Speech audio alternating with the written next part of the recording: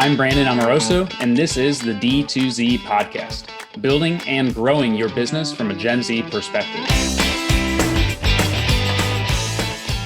Hey everyone, thanks for tuning in to D2Z, a podcast about using the Gen Z mindset to grow your business. I'm Gen Z entrepreneur Brandon Amoroso, founder and president of Retention as a Service Agency, Electric, as well as the co-founder of HR tech platform Scaleless. And today I'm talking with Juan Meisel, founder and CEO at Grip, which is an end-to-end fulfillment platform for e-commerce companies with perishable goods. Thanks for coming on the show. Thank you for having me. Good to see you. So before we dive into things here, can you give everybody just sort of your background story and how you came to start Grip in the first place? Yeah, totally. So born and raised in Colombia, South America. That's where I lived my early years in life, all the way through high school, and then from there I moved to Boston for school. And then while in Boston, I joined the very early team of this company called ButcherBox, where we do grass-fed beef direct to consumers all across the country, as well as heritage bred pork and organic chicken, and then some seafood items as well.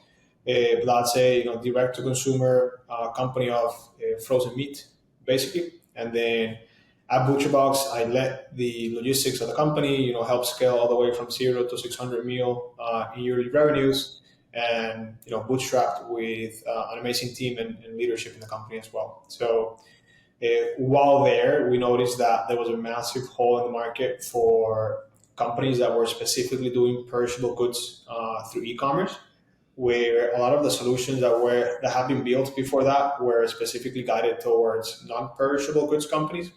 So all the different data sets and dynamic shipping that you need to be able to adjust the way that you fulfill and ship your goods and get to your final customers were basically just not there. So it was things that we had to somewhat solve for at ButcherBox manually, and then I started advising other companies on how to do it based on our experience at ButcherBox, and that's where we basically saw this massive hole in the market where this segment was just underserved because there was just no technology or service specifically built for it. So that's when I decided to step down from my role as head of logistics at ButcherBox, and then same thing with our head of data at ButcherBox, Jimmy Cooper, who also stepped down and is now CTO and co-founder at Grip, where we basically asked a question of like, hey, what is it that we did not have while starting ButcherBox that we wish we had to be able to ship boxes in the mail at much better rate and much more optimized performance? And then what are other companies missing in this space? So we stepped down from the role and put together this amazing tech platform that uses a bunch of different data sets and millions of data points to dynamically decide what's the best way to ship something in the mail. And then from there, we expanded into actually doing the fulfillment and shipping for our customers as well. So we've now become the real end-to-end platform for our customers, where we allow them to focus on what they do best, which is creating amazing products and the marketing aspect of it, while we focus on the back end of that operation. So are you purely technology, or are you also providing the infrastructure as well, like a 3PL, where brands will be hosting their products with you and you're shipping it out? The infrastructure as well. So we created this order management system internally that connects straight to the point of sale of our customers, and orders drop from their point of sale into our platform.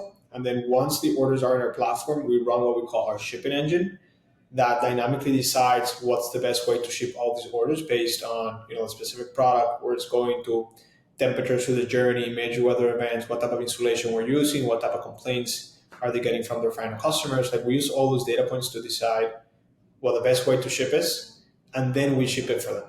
So, we launched the tech platform about 2 years ago. We launched the full end-to-end fulfillment services about a year ago, but it's been pretty cool to see how having everything within the same platform just gives like so much, data traceability to customers, and convenience, and resource optimization that really allows them to focus on actually creating amazing products and the sales and marketing aspect of the business as well. Yeah, I know, like with our clients at the agency, the brands that had perishable goods, it was always quite a pain when it came to fulfillment, especially the costs the time, dealing with like hot temperatures and things like that. I mean, we had some kombucha clients, had some wine clients, and all of Mhm. that just adds an extra layer of complexity and headache to the process. So Totally. I makes mean, makes a lot of sense.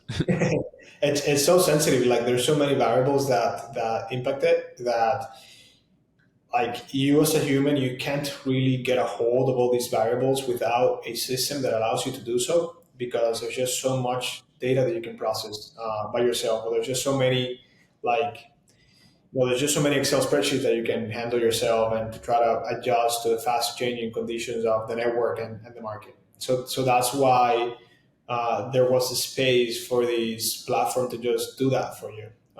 And essentially, you basically like set up what are the different variables that can impact your shipments, and then you just let the platform make those decisions for you. What are some of the like sort of key learnings that you took out of ButcherBox that have helped shape Grit? Like, what was there like one really specific pain point that you were sort of fed up with that led you to want to start this? Um, I mean, I think one of the things that we built first was how to deal with major weather events, because major weather events are those things that, like, if you send 1,000 boxes to a wildfire in California and you're not proactive about it, you can have $100,000 just like on the road at risk, and that of course is a major hit for any direct to consumer company where like it can have a very very real impact in your P&L. And that's like one event, right? But like how many of them happen through the year throughout the country, like blizzards, hurricanes, just like extreme hot temperatures, like wildfires I was saying, where like it's really not you're really not solving for it by just going to weatherchannel.com and trying to like pair that to logistics, because like Hmm. just getting the data to understand what zip codes are the ones impacted and then to which ones of those zip codes are you actually sending orders or you have pending orders to. It's like different data sources coming from different places where it's not really built for this logistics decision making. So some of the most stressful days at ButcherBox for me were like, hey, we did not notice there was a wildfire here, and we already shipped 2,000 boxes. Like, what are we doing with this? Because it's just so much at risk. So it's one of the first solutions that we built, where we basically now, when one of our customers gets an order, we run it through the shipping engine, and the shipping engine automatically flags orders that are impacted by major weather events. And it also gives up the detail of the event, like when did it start, when is it done, what are the zip codes impacted, like what facility are you shipping that order from, what carrier. It gives you like basically all the details that you need to know to be able to proactively, do something with that order, which means either hold it and then ship it a couple days after to the customer and keep them happy, or if you already made a mistake of shipping it, then you can try to fix the error by understanding where the order is going, what carrier is being shipped from, what facility it's shipped from as well, or let the customer know. Say, hey, we noticed that there's a wildfire or a blizzard where you are at. Let us know there's a problem with your order, and we're happy to reship that order or provide you a refund. So, of course, you take the hit of the order or the refund or the reship, but you keep the customer happy and you maintain the lifetime value of the customer, which is what matters most at the end of the day. Yeah, and when you're actually proving out ROI for the businesses that are using your platform, are you able to show sort of the amount of money that they've saved because they didn't ship to that wildfire or they avoided X, Y, and Z scenario? So there's two direct impacts that we've seen that are like very measurable day one, which are a reduction in shipping costs because you're dynamically deciding how you're shipping that box based on the specific box characteristics and where it's going. But then also the reduction in damaged shipments or reships. So we've seen about a 30% reduction in shipping costs and 25% reduction in damaged shipments. As soon as you start using the platform. But what I'm most excited about and what I even think is most impactful than that is the second half of that equation, which is how much more happy my customers are and how much more likely are they to keep buying from me when I am providing a good experience for them. That's like the lifetime value equation where you really get to see over time how much happier your customers are and how much of a higher lifetime value you have with your customers. That on the forefront, if you spend the money on marketing to acquire that customer, but then you are losing that customer after the first or second box, then you basically already paid up front for that customer acquisition cost, and then you're not getting the returns on the back half of that equation. So you can extend that tail of the customer and just have them stay with you as a customer for longer. I think that's where the real massive benefit to the bottom line comes from. So, to summarize that, there's like two fronts, right? Like immediate benefits, savings in shipping costs, savings in damaged shipments that you do not have to reship or refund the customer. But the second half of that is what I think is the biggest savings or improvements to the company, which is improvement in lifetime value from customers. Yeah, that's definitely, I think, the sort of the gold star metric that all of our brands are trying to track towards. But attribution within e-commerce is such a challenging area, especially when you have a bunch of apps. I mean, if you added up all the revenue that every single app is telling you that you made, your business would be like 5 times more than what it actually is. So, yep, everyone wants to take the credit, right? Yes, especially when the pricing is based off of percentage of revenue that app is driving to the site. It's like percentage of revenue might seem really great at first, but once you dig into it, you might be better off of like just a flat fee for some of the software and services that you're using. 100%. We see very interesting metrics with customers that have a delayed or damaged shipment related to lifetime value or ROI from acquiring the customer versus customers that don't.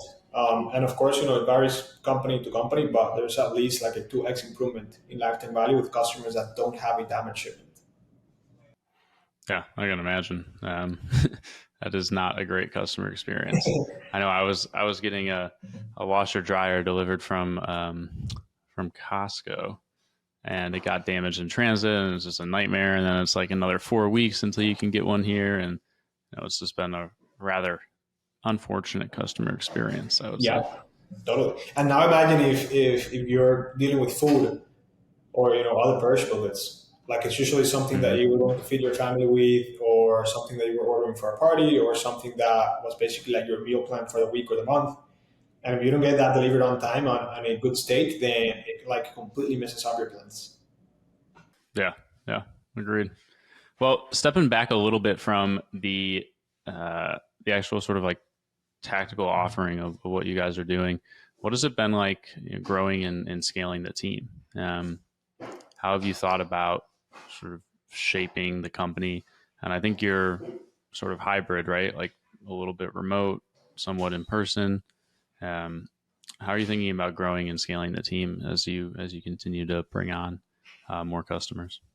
So I think the first thing for us is like empowering people to deliver A+ work internally, because companies like ours, grow so fast and are so destructive when things go right, that you can't really have this management strategy where all decisions are made at the top.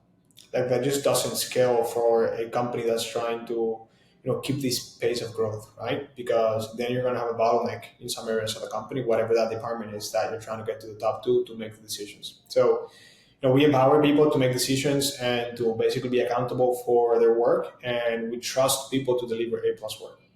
Because if we're not delivering A+ work in some area of the company, then we just need to fix it one way or the other. But we really trust people to grow exponentially with the company, and to always be bringing solutions to whatever they're putting together. And that of course, that has some impacts on like how you're managing the company and the day to day and what type of culture you're setting in the company. But then also before that, it's like, okay, how are you hiring people? What's your hiring process? Are you being clear about expectations and what it takes to work at a fast-paced company like this? Because if you want people to perform A+ work, but you're not clear about that in the company, and people think that they're just coming to a regular 9 to 5 job, that's just not, expectations are not going to be reality. So being very clear on the forefront and how we're hiring people, and then just creating that high growth, empowerment culture internally, it's also very important. So when we match those two, then we allow the team to scale with the company, and then we allow people to, basically own their job and just be responsible for what they do. I think that empowerment is a big thing. You're giving people the autonomy to be able to actually put forth, change and impact in an organization. But it definitely can backfire sometimes when you give somebody too much autonomy, and then you know maybe it doesn't necessarily pan out as well as you would have thought. Uh, Yeah, totally. I mean, it happens for sure, and sometimes it is, maybe either they were not the right fit for the role, or you didn't give that person or that department enough guidelines to, understand what was like the goal, the end goal of what they were working towards.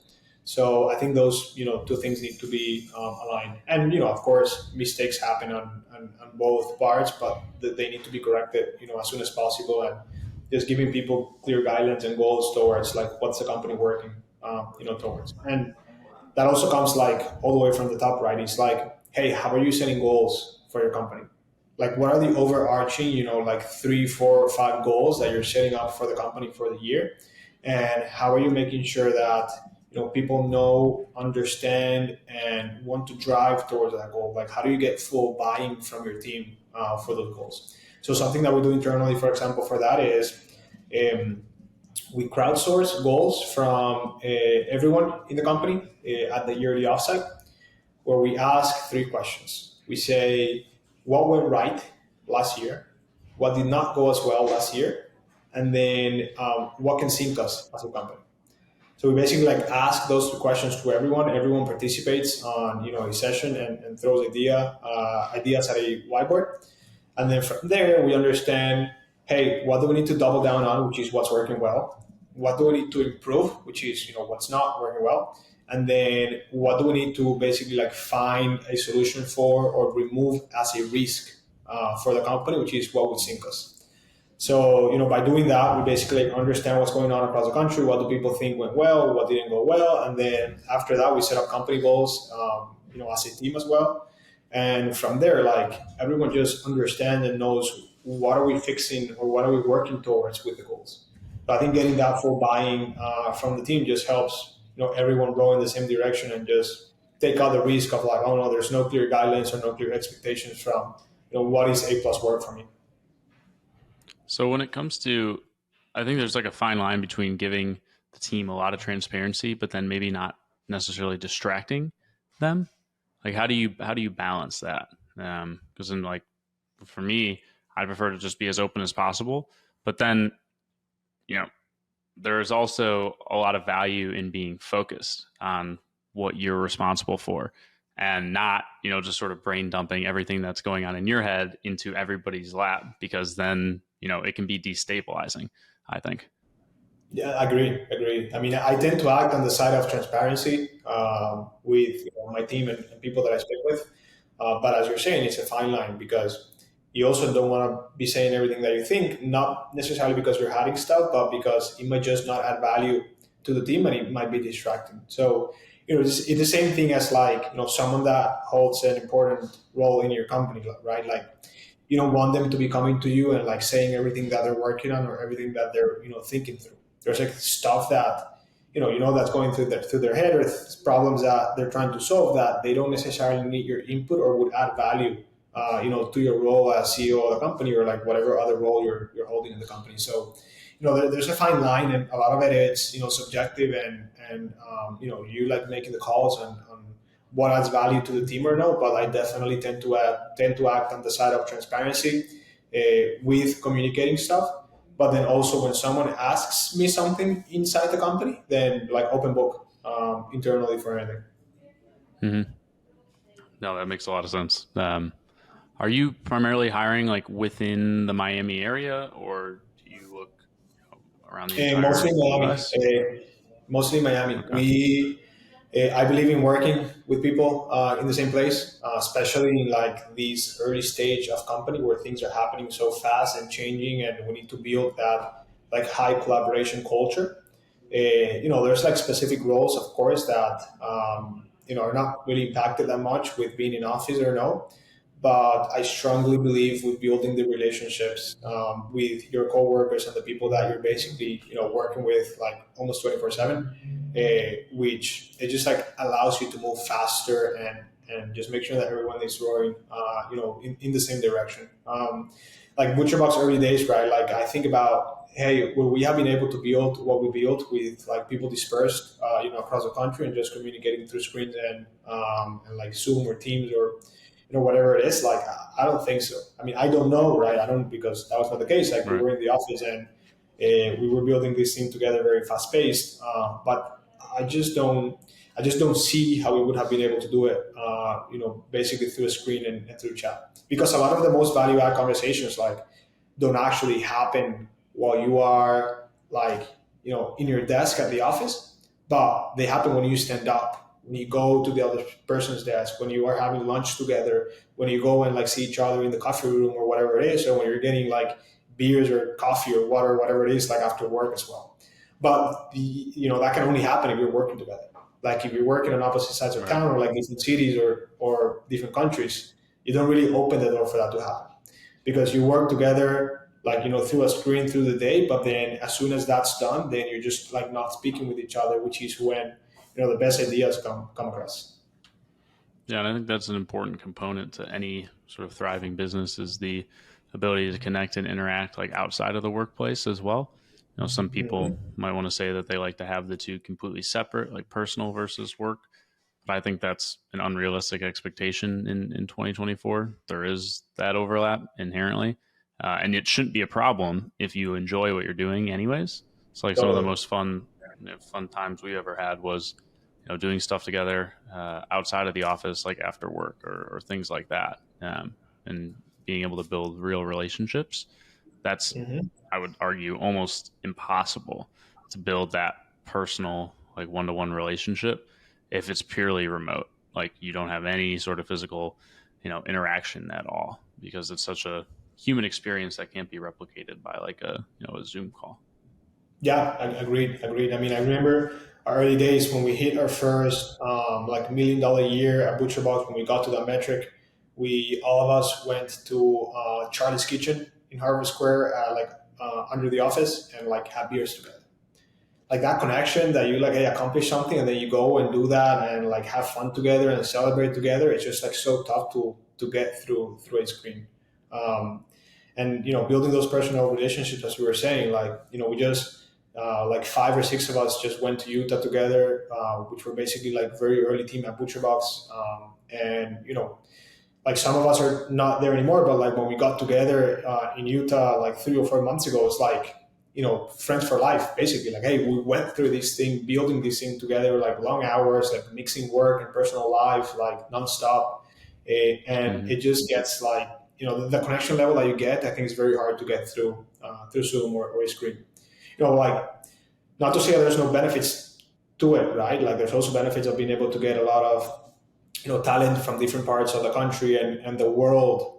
But I think that you definitely sacrifice some things, and it's very hard to make those personal connections. Yeah, definitely. And people don't necessarily want fully remote either, especially the younger they are. I've noticed, Mhm. remote is actually a negative, not a positive. And like we've had since electric and drinks are fully remote now, um, definitely difficulties or challenges when it comes to, not only getting the team together, but building, real rapport amongst the new team members. Like it's not as much of an issue for the team members that were there pre going remote, but for team members that are joining now when it's fully remote, there is, inherently some sense of a disconnect. But for like younger team members, if you're just coming out of college, maybe you're still living at your parents' house. Do you really want to be waking up and working in your house and then just signing off? And like you don't have, I think most people I know, a lot of their close friends are those that they worked with, like right when they got out of school, and that's part of the experience. So we're definitely, at least on our end with Scalus, focused entirely on Miami, with some like Latin America as well. It's not a terrible flight, and you know, going once a month or going once a quarter and doing like a week there isn't that big of a deal. But outside of that, not really, entertaining, oh, we're going to be in 25 different states and not really care where we hire anybody because, as you mentioned, I think the best conversations do happen in person when you're not necessarily like on a Zoom call. Totally. And I think what you said is very important in terms of like starting off your career. Like, I wouldn't advise for anyone to do so from your couch or like your parents' house. I think that you need to get out there and speak with people and get to see what's out there and have build those relationships and like work at a dynamic paced environment and solve things with a whiteboard with someone else. I think that that gives you like that sense and that touch for business that is very very hard to get from the same four walls that you're like sleeping and having breakfast, lunch, and dinner. Yeah, agreed. Agreed. So as you're thinking about, growth for 2024, what are some of the main levers that you're looking at for grit? The main one that we've used up to date and we're gonna keep doubling down on is providing an A plus customer experience. I think that that's like the main thing that we can use for growing this company, because that's one, what's missing in the industry paired with the technology that we have. And then like numbers like speak by themselves. If we have customers that are happy, they're just going to bring other customers from the industry that are happy as well. And that's how we've grown as a business. We basically have like our same customers saying, hey, I know this other company that ships X and Y, and I know that they would benefit by working with you guys, so why not put you both in touch. And when it Mm, comes from there, like I don't think there's any other best way of getting a great lead for working with, because it's coming from someone who has like the real life experience of what it is to be working with your company.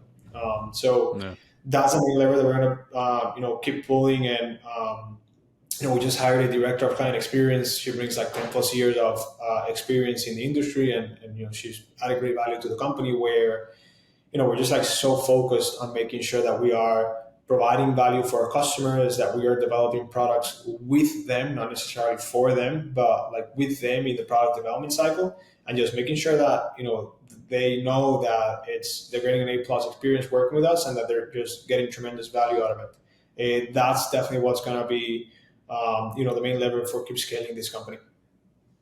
And are you incentivizing those referrals at all, or do they all just happen organically? Organically, which has been pretty fun to see.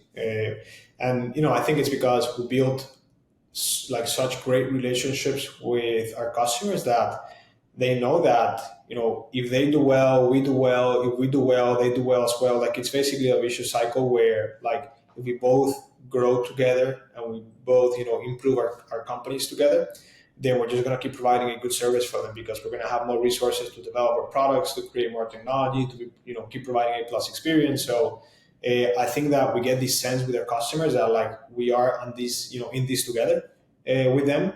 And that's why we care so much about what they're doing, right? So we ask questions of like, hey, how else can we add value? Or like we even spot things that they might not be doing that we learn across the industry. And we go and we say, hey, have you tried X and Y to improve your customer experience this way? Or like, have you tried X and Y for your marketing channels as well? Like, we're very proactive with them, because like we need them to be successful, right? If they're not successful, we're not successful. So we need them to be growing. We need them to be having a good experience. We need them for their customers to be happy. We need them to be profitable, very importantly. But then we also need them to like don't spend a lot of resources working with a company like us, so that they can spend those resources on growing their companies. Because if their company grows, our company grows. Yeah, definitely. And the CPG community, I feel like, is very connected as well. They all have like groups, whether it's like startup CPG or some of these other, groups that have formed in Slack, or they'll have newsletters, things like that. And everybody knows everybody, especially in their little regions. Like in the West Coast, there's a group of like the CPG founders and the CPG brands, and the same goes for the East Coast and whatnot.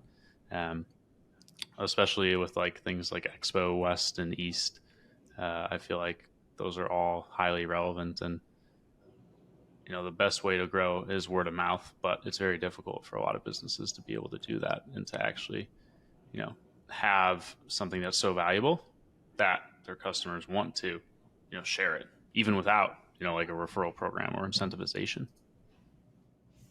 Yeah, totally, totally. I mean, first thing is having a great product, right? If you don't have a great product, like sometimes it doesn't even matter how much you incentivize people, but they just don't want to share a product that they don't love. Yeah, yeah. That makes a lot of sense. Well, thank you so much for joining me today. I think this was really insightful. It sounds like you guys are growing really quickly, so I'm looking forward to watching the journey progress. But before we hop here, are there any sort of last tips or tricks that you would give any other aspiring entrepreneurs and founders out there as they go out and do their first venture?